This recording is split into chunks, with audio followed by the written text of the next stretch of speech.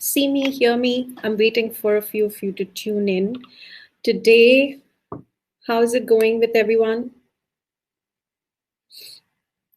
So, I am Sanya Faruqi and I'm coming live from New Delhi, India. You're watching me live on Haps News. It's a platform for live streaming news and content. I hope that whoever is tuning in and watching this will also subscribe to my page on Haps News app for more exclusive content. Also, because you will get 100 free coins for joining, which you can use to support my work. So, very warm welcome to those who have joined. This is going to be a weekly show called the Sanya Faruqi Show on Haps News for you, where I will be bringing you a weekly update on news from South Asia. I will be bringing you all the latest updates also from India. Today's broadcast is all about a bill that was passed on December 11th, 2019 by the Parliament in India that more or less changed the country in ways one can't imagine. This basically means India's Parliament had passed a bill which would offer amnesty to non-Muslim illegal immigrants from 3 neighboring countries, which would be citizenship to religious minorities from Pakistan, Bangladesh, and Afghanistan. So I hope that people are joining in and will be watching this because I'm going to be spending the next couple of hours, not hours, couple of minutes. I can go on for hours, but couple of minutes talking about the Citizenship Amendment Bill, which was passed last year in 2011. And this is going to be quite a lengthy discussion because I'm going to be giving you a wrap of how it's been over the past 1 year and, what this bill has led to and how it has literally changed India in so many ways. Quoting an article published in the BBC on 11 December 2019, the government led by the Hindu nationalist Bharatiya Janata Party, the BJP, says the bill would give sanctuary to people fleeing religious persecution. Critics say the bill is part of a BJP agenda to marginalize Muslims. The bill has already prompted widespread protest in the northeast of the country, which borders Bangladesh, as many people there say they will be overrun by immigrants from across the border. The CAB amends the 64-year-old Indian citizenship law, which currently prohibits illegal migrants from becoming Indian citizens. It defines illegal immigrants as foreigners who enter India without a valid passport or travel documents or stay beyond the permitted time. Illegal immigrants can be deported or jailed. The new bill, and as I mentioned earlier, I'm reading this from an article published in the BBC in 2019. The new bill also amends a provision which says a person must have lived in India or worked for the federal government for at least 11 years before they can apply for citizenship. Now, there will be an exception for members of 6 religious minority communities: Hindu, Sikh, Buddhist, Jain, Parsi, and Christian, if they can prove that they are from Pakistan, Afghanistan, or Bangladesh. They will also only have to live or work in India for 6 years to be eligible. By the naturalization, the process by which a non-citizen acquires the citizenship or nationality of that country. It says that people holding overseas citizen of India, the OCI cards, and immigration status permitting a foreign citizen of Indian origin to live and work in India indefinitely can lose their status if they violate local laws for major or minor offenses and violations.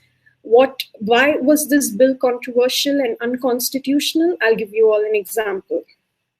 For example, starting out, Assam is one of the states from where we saw a lot of protest starting out last year, right after this bill was passed. Assam has a large number of Bangladeshi immigrants who moved to India after partition of 1947. Some of those immigrants who came were Hindus, Buddhists, and back then it was, one could say, due to religious persecution by the Muslim majority. A lot of Muslims also moved to India for work opportunities, for better life, for safety, and a lot more other reasons.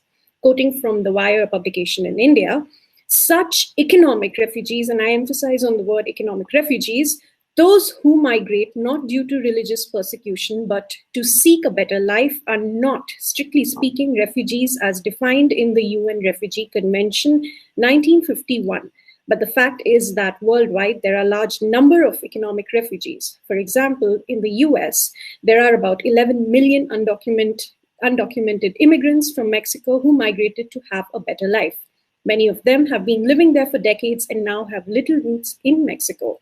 What is to be done to them? President Donald Trump, back then in 2019, wanted them deported to Mexico, but that is easier said than done. In India, under the Assam Accord, only those Bangladeshis who came into Assam before March 1971 would be granted citizenship under the Citizenship Act. But this bill will make people of 6 religions, Hindus, Sikhs, Christians, Parsis, Buddhists, and Jains, who came from Pakistan, Afghanistan, and Bangladesh, Indian citizens, provided they have lived in India before 2014. However, the Citizenship Amendment Bill omits mention of Muslims, and that is where the controversy lies. What the bill really did there was divide all of these migrants into Muslims and non-Muslims, which explicitly and blatantly shows religious discrimination, which is contrary to the long-standing secular constitutional ethos of India. Historian Mukul Kesavan, in an article for the BBC, said the bill is couched in the language of refuge and seemingly directed at foreigners, but its main purpose is delegitimization of Muslims' citizenship. Now, just a few days into this Amendment Act, what we saw in India was perhaps historical in its own essence. The streets were filled with thousands of demonstrators across the country. A lot of Muslims living in the country feared this would impact their status and life in the country. The anti-CAA protests were, in several parts of the country led by students. An article published in the Washington Post last year said students of all faiths started the protest, which then moved beyond college campuses to include such things as peaceful sit-ins organized by Muslim women across the northern India. Yet violence had erupted at times. In early January, masked assailants stormed Jawaharlal Nehru University in Delhi, which is one of the biggest universities in the country, in an attack on students and academics that prompted demonstrations in Mumbai and beyond. Officers, weeks later, more than 24 of the people died, including a police officer, during 3-day rioting in which Hindu mobs vandalized mosques and attacked residents in Muslim-majority neighborhood. And all of this was happening during a state visit by then US President Donald Trump.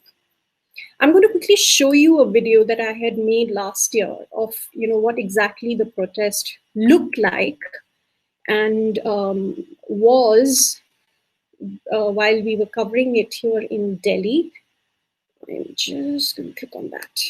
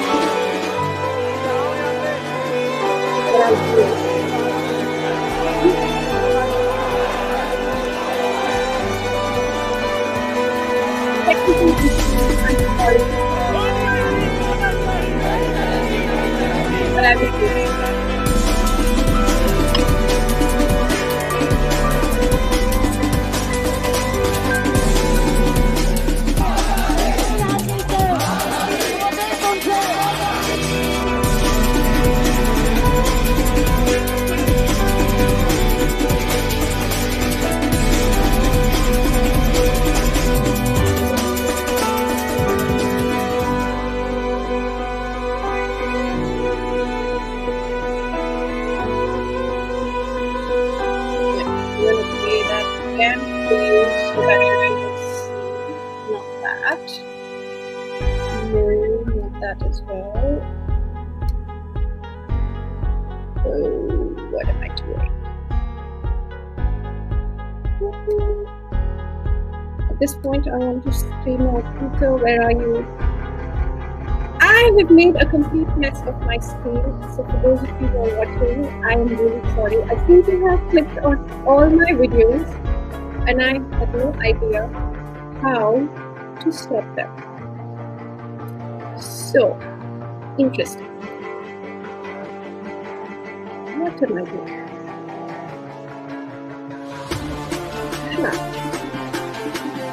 As if we're getting that. That is what I will call this.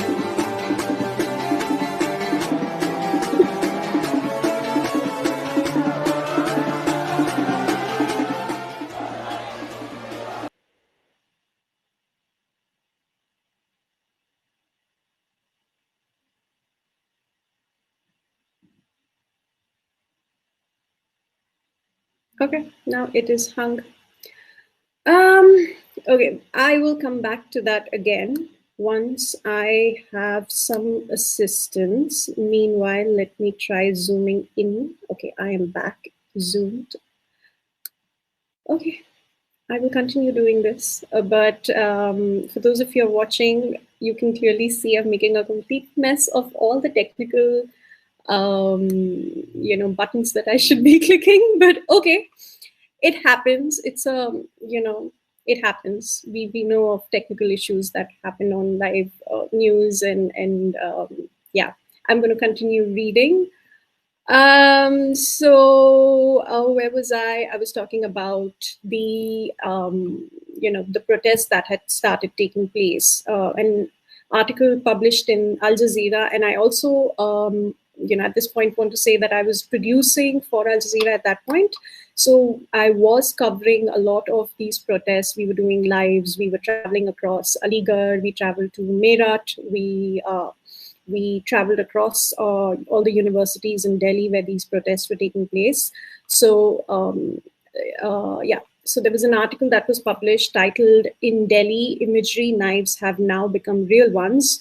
It says that if the peaceful anti-CAA protest across India showed that we have the democratic, moral, and intellectual legitimacy to question laws passed by the government, the anti-Muslim riots in the national capital have crushed that hope.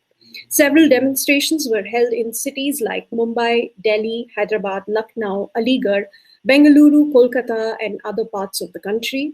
Most of the protests were peaceful, barring a few incidents of stone pelting and burning of vehicles.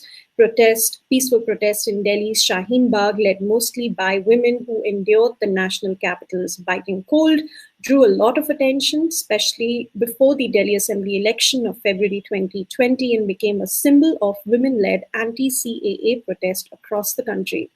An explainer that was published in the Business Standard here in India said, on 22nd February, about 1,000 people began a sit-in protest near Jafrabad metro station in northeast Delhi, which blocked a stretch of Silampur, Jafrabad, Mojpur Road, as well as the entry and exit to the metro stations. The protest was reportedly in solidarity with, India Bandh, which was scheduled to begin on February 23rd. And on February 23rd, hours before the communal riots broke out in northeast Delhi, BJP leader Kapil Mishra gave ultimatum to the police to remove anti-CAA protests blocking roads in the area. He asked people to gather at Mojpur Chowk in support of the CAA in reply to the roadblocks by those protesting against the new citizenship law. This was widely reported to be an inciting factor. Within hours of Mishra's speech, clashes broke out between anti-CAA and pro-CAA demonstrators in multiple areas. Police lathi-charged and used tear gas to disperse the crowd. The following afternoon, violent crashes broke out in several areas of northeast Delhi, including in two of the main areas where the attacks had taken place.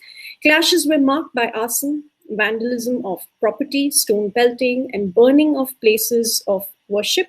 While trying to control the protesters, Delhi police also reported loss of life. On February 25th, the mosque was reported to have been vandalized in Ashoknagar. Hindu-Muslim clash continued through the day. There was a dead body of Ankit Sharma of the Intelligence Bureau was found in drain in Jafrabad. Tahir Hussain, an Aam Aadmi Party, a political party councillor whose house was alleged to have been used by rioters, was booked for the murder and arrested later. Several incidents of mobs attacking journalists were reported during the riots. The Editors Guild of India issued a statement expressing concern about attacks on journalists as an assault on freedom of press in India. They urged the Home Ministry and Delhi police to investigate the incidents, bringing the perpetrators to justice. This perhaps was the turning point in the country, as a lot of events took place after this. Lockdown also brought an end to all the protests that had continued to take place despite these incidents. By May 2020, the Delhi police said that about 1,300 accused persons had been arrested in 750 cases concerning the communal violence in northeast Delhi, stressing that in terms of proportion of the arrested accused, the numbers from two communities are almost identical to each other. But lawyers and activists in the country say the lockdown reduced the scrutiny of police investigation and impaired access to justice for those arrested. On May 16th, activists of the People's Union for Democratic Rights and Civil Liberties group wrote in The Hindu, a newspaper, that very little was known about the status of most Delhi violence cases. Based on an analysis of around 40 FIRs, it accused the Delhi police of displaying communal bias against Muslims by diluting charges against Hindu accused. In the article, it says, it is imperative for the sake of justice that all FIRs pertaining to the riots be open to public scrutiny, the activists also said.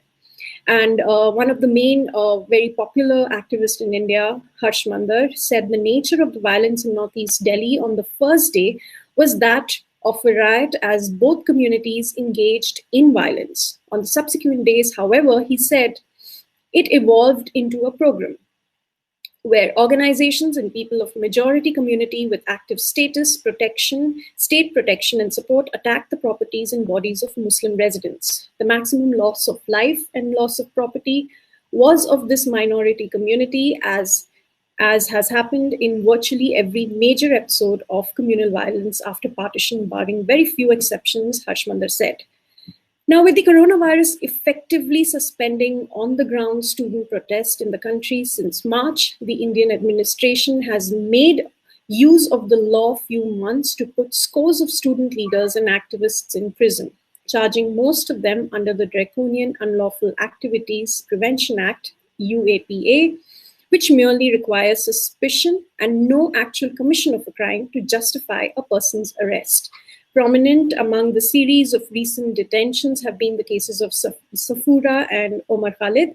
Safura has been released. However, Omar Khalid, a former Democratic Students' Union leader at Delhi's Jawaharlal Nehru University, was booked, like Safura, under the UAPA in September for allegedly facilitating the Delhi riots by making provocative speeches during the anti-CAA protest.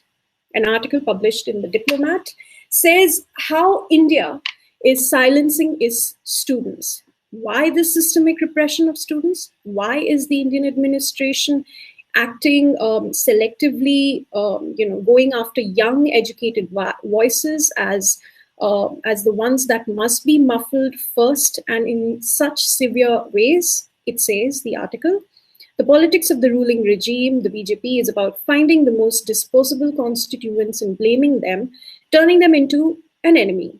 Students have now become the most disposable and must be targeted with a selection of adjectives: anti-national, urban Naxal, secular libtards, among others. The BJP knows that these students are the convenient targets because most of them would never have voted for the BJP anyways.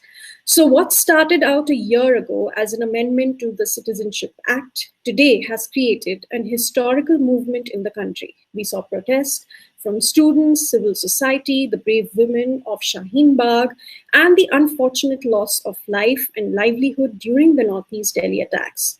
Today, as I speak, there are so many students, so many civil society activists, and so many members of various groups who are arrested under various laws. which for many are extremely questionable.